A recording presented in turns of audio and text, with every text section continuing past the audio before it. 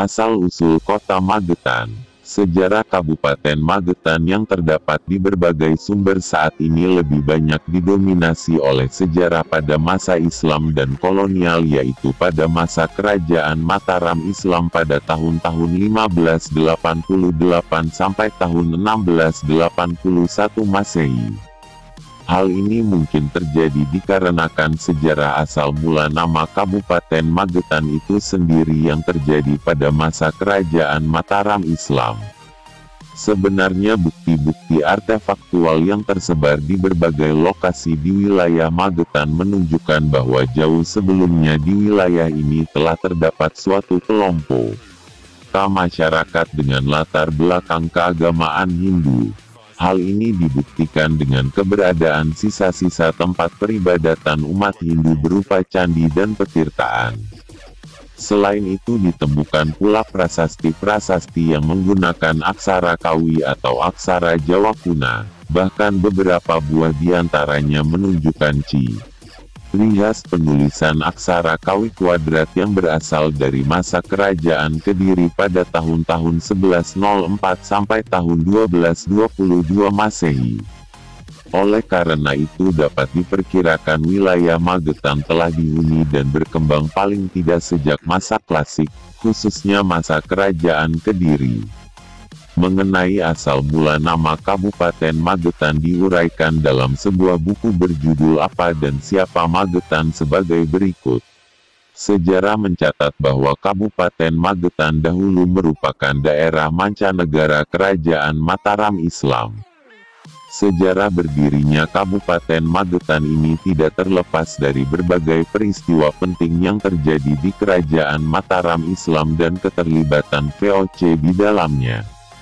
Pada tahun 1646 Masehi, Sultan Amangkurat pertama naik menjadi pemegang tahta Kerajaan Mataram menggantikan Sultan Agung Hanyokrokusumo yang wafat pada tahun 1645. Pada tahun 1646 Sultan Amangkurat pertama mengadakan perjanjian dengan VOC yang menyebabkan VOC dapat leluasa memperkuat diri dan memperluas pengaruh ke dalam wilayah Kerajaan Mataram Islam. Akibat dari hal ini adalah Kerajaan Mataram menjadi semakin lemah, pelayaran perdagangan semakin dibatasi, antara lain tidak boleh berdagang ke Pulau Banda, Ambon, dan Ternate. Peristiwa di atas menyebabkan tumbuhnya tanggapan yang negatif terhadap Sultan Amangkurat pertama di kalangan keraton, lebih-lebih di pihak oposisi, termasuk putranya sendiri yaitu Adipati Anom yang kelak bergelar Sultan Amangkurat II.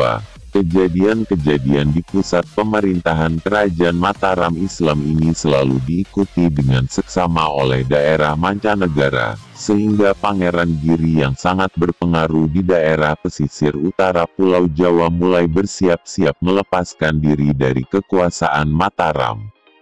Pada masa itu seorang pangeran dari Madura bernama Trunojoyo juga sedang sangat kecewa terhadap pamannya yang bernama Pangeran Cakraningrat II karena beliau mengabaikan Madura dan hanya bersenang-senang saja di pusat pemerintahan Mataram Islam. Trunojoyo kemudian melancarkan pemberontakan kepada Mataram pada tahun 1647. Pemberontakan itu didukung oleh orang-orang dari Makassar. Dalam suasana seperti itu kerabat keraton Mataram yang bernama Basah Bibit atau dikenal dengan nama lain Basah Gondokusumo dan Pati Mataram yang bernama Pati Neran Kusumo dituduh bersekutu dengan para ulama yang beroposisi dengan menentang kebijaksanaan Sultan Amangkurat I. Atas tuduhan ini Basah Gondokusumo diasingkan ke Gedong Kuning di Semarang selama 40 hari, di tempat kediaman kakeknya yang bernama Basah Suryaningrat. Pati Nerang Kusumo meletakkan jabatan dan kemudian pergi bertapa ke daerah sebelah timur Gunung Lawu. Beliau diganti oleh adiknya yang bernama Pangeran Nerangboyo II. Di dalam pengasingan ini Basah Gondokusumo dan Basah Suryaningrat pergi ke daerah sebelah timur Gunung Lawu karena diberitakan sedang diadakan babat hutan oleh Ki Buyut Suro atau dikenal dengan nama lain Ki Ageng Getas. Pelaksanaan babat hutan ini atas dasar perintah Ki Ageng Mageti sebagai cikal bakal daerah tersebut. Untuk mendapatkan sebidang tanah sebagai tempat bermukim di sebelah timur Gunung Lawu itu, Basa Suryaningrat dan Basa Gondokusumo menemui Ki Ageng Mageti di tempat kediamannya yaitu di Duku Gandong Kidul, tempatnya di sekitar alun-alun kota Magetan saat ini, dengan perantara Ki Ageng Getas.